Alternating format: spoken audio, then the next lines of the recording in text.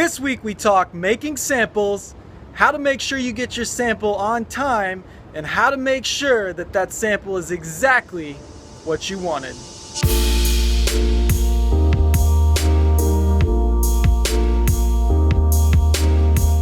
Welcome back to the Enter China show. This week is a little bit different. Sitting in the living room of my apartment here in Shenzhen.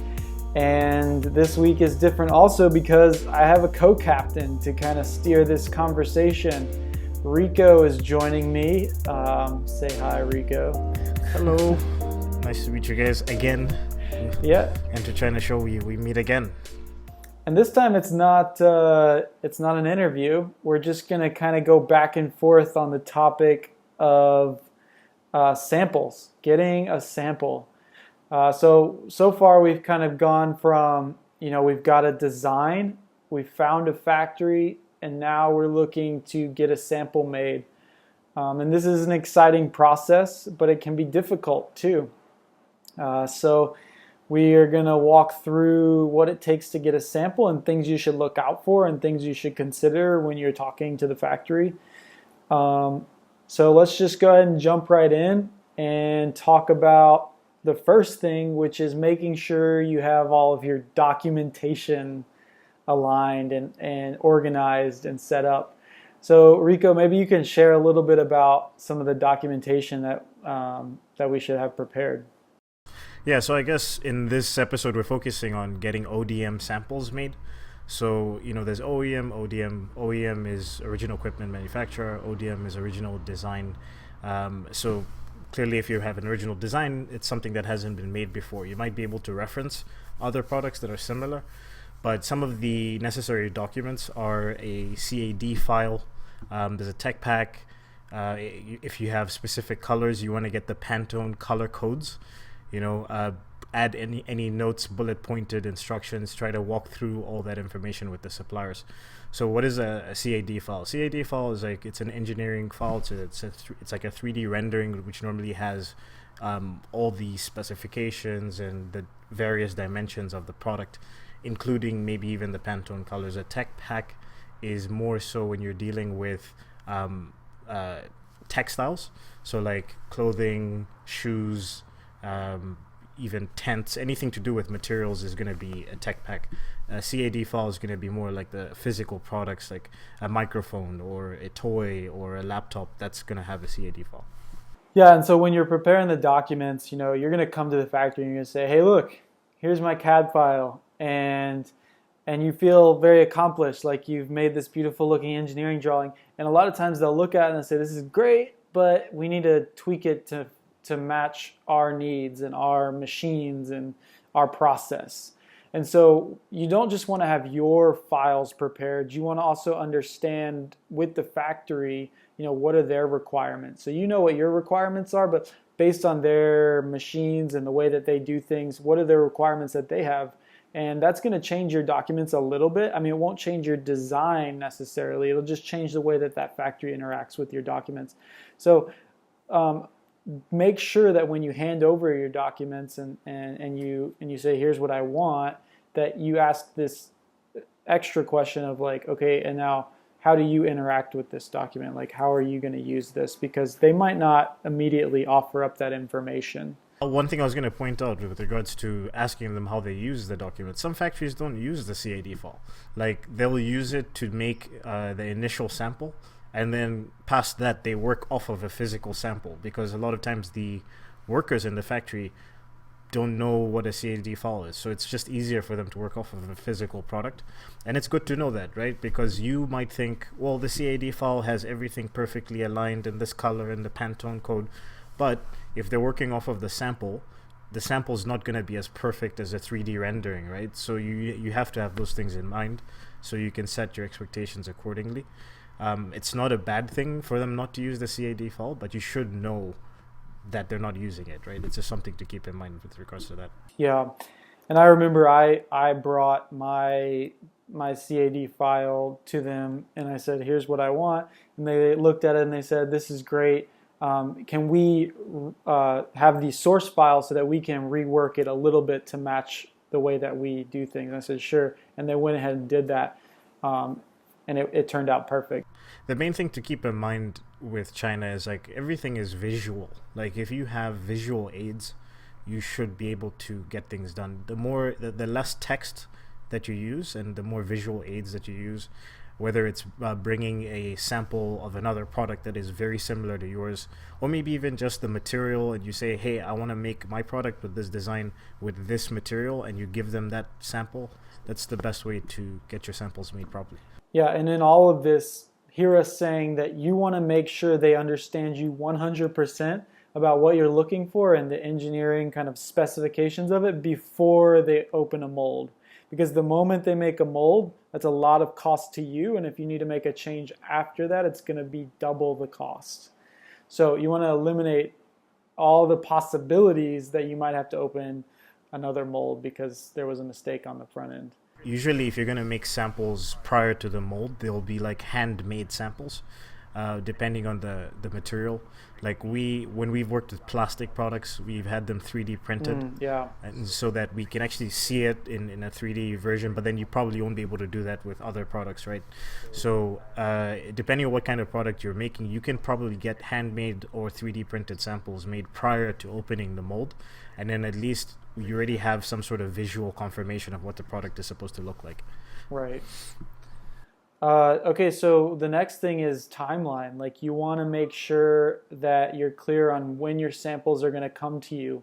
A typical number that I'm hearing, and Rico, you can correct me here if this is not right, but it's about 90 days.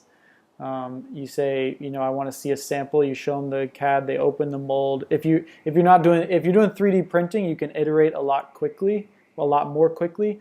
But if you have to open the mold to get your sample, then it's, in my experience, going to take about 90 days. Is that what you're seeing, Rico? Yeah, roughly. I'd say 2 to 3 months for sure. Depends on your factory. It depends on the scale of the operation. Like if you work with a larger factory, they might be able to get things done quicker. If you're working with a smaller factory, things might be a little bit slower just because they don't have the manpower, they don't have the resources. Typically, a mold takes between 35 to 45 days, working days. So that's another thing to keep in mind with your factories. Like when they say 35 to 45 days, are you talking about Monday to Friday, Monday to Saturday, Monday to Sunday? That messes up a lot of people's timelines, man. Like I've been in so many situations where, the factory says, yeah, it's going to take 45 days. And then, my client thinks that's going to be a month and a half. And I'm like, no, that's probably 2 months because the factory only works Monday to Friday, and a lot of times factories tend to, exaggerate the lead time just so that they can deliver in a shorter period of time. But I would say 45 days for the mold, so that's almost 2 months. Then you want to have room for mold modifications. Like if the sample comes out, the first sample comes out, it normally has issues. You need to go back, discuss what's wrong with that sample. They make another one after a week, and so on and so forth. So depending on how complicated your product is, I'd say at minimum 2 months, maximum 3 months. And these are some of the clarifying questions that you'll want to ask that they might not necessarily offer up the information. So this is good inside baseball tips here. So the next thing you're going to want to think about is the quantity of samples that you need and the cost of the samples. And so the quantity can be determined by the cost, like how much can you afford to purchase. But there's some other reasons why you would also want to get more or less quantity of samples. Rico, what are you seeing for like a standard number of quantity or why to choose a certain amount of samples to get? Okay, so there's multiple aspects to this. Like it depends as well, like you said, on your budget, on the factory themselves. Mm-hmm. When you're making an ODM product and then you're at a stage where you've opened up the mold, normally the factory is fine with like sending you as many samples as possible before you kind of agree on the perfect sample. So like we had a situation last year where we made the mold, we had the 3D printed sample, then they made like a handmade sample. Then we started the mold, finished the mold.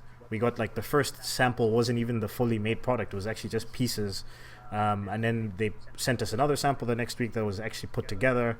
Then they sent us 3 more. We had suggestions. We're like, hey, this doesn't look right. This part is a little bit deformed or something like that. Then they had to make adjustments to the mold, things like that. All in all, I'd say we probably went through 10 to 15 samples prior to our actual sample run. So the sample run was 50 units. I think for a sample run, 50 units, again, depends on your factory. Some factories don't. How would I describe this? Okay, so you want to test what it's like when they do a production run. So if you order 20 samples, for example, they might just make those in the engineering department and they don't put that through the actual production cycle because it's not enough units for them to justify bringing in staff and setting up the table and having somebody do a full production run. So what you want to do is find out from your factory how many units, what's the minimum amount of units you have to make for you guys to actually go through the full production run, so you can then see what kind of issues are going to come up during that sample order. So with our factory, 50 units was when they actually used their production line, and we did 50 units. We checked those afterwards. Again, there were issues, so then we had to make some adjustments. We tested those units, and then once we were satisfied that those 50 units were production level, then we went into mass production. Okay. So again, to summarize, I would say it depends on your product. The more simple your product is, probably the less samples you want. But an ODM product, man, like there's so many things that can go wrong. It's never been made before. You probably want to go through a similar process where you get initial samples, maybe do a test run, and after that test run is complete and you can confirm that's good quality, then go into mass production. Right, and you can use that sample run as a way to market your product too. A lot of people, if you're doing the crowdfunding route, are going and taking their sample and putting that up on their crowdfunding page. That's one way to do it, but if you get enough, like 50 units, you can be strategic about who you're giving those to and send them to bloggers or send them to people in the space that will talk about your product and get excited about it. So there are some things you can do with those initial sample run units. So that can factor into why you choose how many you choose when you're doing a sample run as well. So after this, so you want to think about how many pieces, how many samples that you want before you end up going in and opening up the mold. And so at this point, though, you've decided how many units you want in your sample run, and then you open the mold. And Rico, this is something, it might differ for you, but in my experience, I paid up front for the sample run. Is that the same for the clients you're working with, or is that a little bit different? Again, it depends on the order. So like with us, when we were at the stage of doing the sample run, we already decided how many units we're going to have. So we paid a deposit on the samples. And again, it depends on your client. Like with my client, they felt that, the cost of the samples was something like $1,000. They felt like, hey, why are we going to pay a deposit of $300 and send money again? So they decided to pay the whole deposit because they'd already paid for the mold. Right. So you're already kind of married to this factory to a certain extent. So it really depends on your situation, how much money you have, what's your relationship with the factory. With us, we were very confident based on the factory's previous experience and our relationship with them that even if we paid for the full sample run, they would do it to the best of their ability. Especially because the big money is the mass production, right? So it doesn't really matter that we paid the full $1,000. So once you have paid up, let's say, like I did the same thing. I paid up front, and once you paid up and you're waiting, you wait your 90 days, then you get your sample back, and you're not exactly happy with everything. So outside of changing the mold, there's a few things that you can change. And I guess you have to understand your product and how your product is made to understand what you can change at this point. For me, I can change things like in a watch, I can change things like the hand color, the hand shape. If the finish is not correct, I can change the finish. I can change aspects of the straps. there's little design tweaks that I can change. Now, when it comes to the overall structure of the case body design, the glass, the case back, I'm unable to change that because those are all products that came out of the mold. And so, there's only a certain amount of things that you can change that don't include changing the mold. And so you have to be aware of how your product's made in order to be able to understand what you can change at that point. 100% agree. So like on the flip side, so let's say you're working with a plastic product. Sometimes specifically PVC, when it comes out of the mold, it has deformations. There's certain parts of it that won't come out smooth, especially smaller parts. So what you can do with that is you can play around with the shore, right? The shore is it's a technical term for how hard that piece of plastic is. So like, for example, if you have a a harder shore, maybe there's less deformations, things like that. Also, you have to take into consideration like if the shore is harder, if you drop it, it's probably gonna shatter because it almost starts to become like glass, right? Like it's becoming really hard. But if the shore is softer, then it's like a rubber, right? So when it drops, the shock is absorbed, in the product. So there's things that you can play around with that. Like if you're dropping your product and it's shattering a lot, it's breaking, maybe you want to make it a little bit softer. Those are things that you can change without changing the mold. That's just a temperature thing. That's just the type of plastic that the factory is using. Yeah. So just a couple other things that you can think about. Okay, so at this, and actually just one thing to emphasize here is that when you go into creating a product, whatever the product is, even though you are not a professional manufacturer, you should understand how your product comes together. Because when you have a greater understanding of how your product is made, then you're able to check your factory, because they will make mistakes, and the only one holding them accountable is you. So make sure you know your product through and through. And if you don't, learn it. There's the Googles. But yeah, so once you've created a sample and you feel like you have a sample that you're ready to move forward and say, this is perfect, I want to make 1 million of these, then you need to create some documentation around that. And I'll let Rico take this because he has way more experience in this area than I do.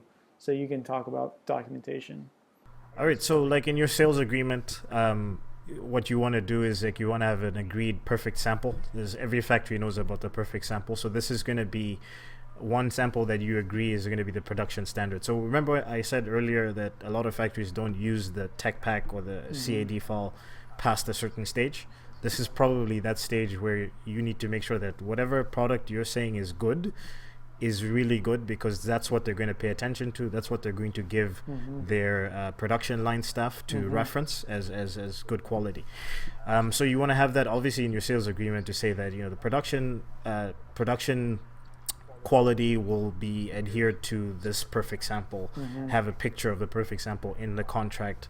Make sure that you have one. If you have a sourcing agent, your sourcing agent should have one. The factory should have a couple. And that way you have this agreed upon, product. And then, I have the sales agreement template that we referenced in episode 3, I believe. You can check that out. That has more details specifically about what should be listed in the contract. Yep. But yeah, you definitely want to list that perfect sample in the contract. Fantastic. Well, that is pretty much it. When it comes to getting a sample, is there anything else that we're leaving out that I'm not thinking about, Rico? I guess I'd give a little bit of advice. This is also a good test as to how your relationship with the factory is going to be, the sample situation. Because if you're working with a factory that's willing to make as many samples as you ask for, they're willing to tweak, they're taking their time, they're paying attention to the modifications that you're making, and they're also giving you solutions for certain problems, then you found yourself a really good manufacturer. If you're working with a manufacturer and they kind of go, samples are expensive, it's going to take a long time, why don't you just use this material, it's so much cheaper, all this stuff, you already kind of get the feeling. Like imagine 2-3 orders down the line and you have an issue where on a batch of 100,000 products there's this like one consistent problem, and then the factory's acting the same way, and they're saying, "Oh well, there's no time to fix this problem," like It's all not that stuff. that big of a deal. It's in It's not that big of a chabudo, Trouble. good enough. Uh, so like it's a very good test as to what kind of relationship you're gonna have with the suppliers. That sample run. Yep, absolutely. And yeah, their willingness to work with you is proportionate to the quality that you're going to get, hands down. So, all right. Well, thanks for tuning in again. And Rico, good conversation. And I'll see you guys in the next episode.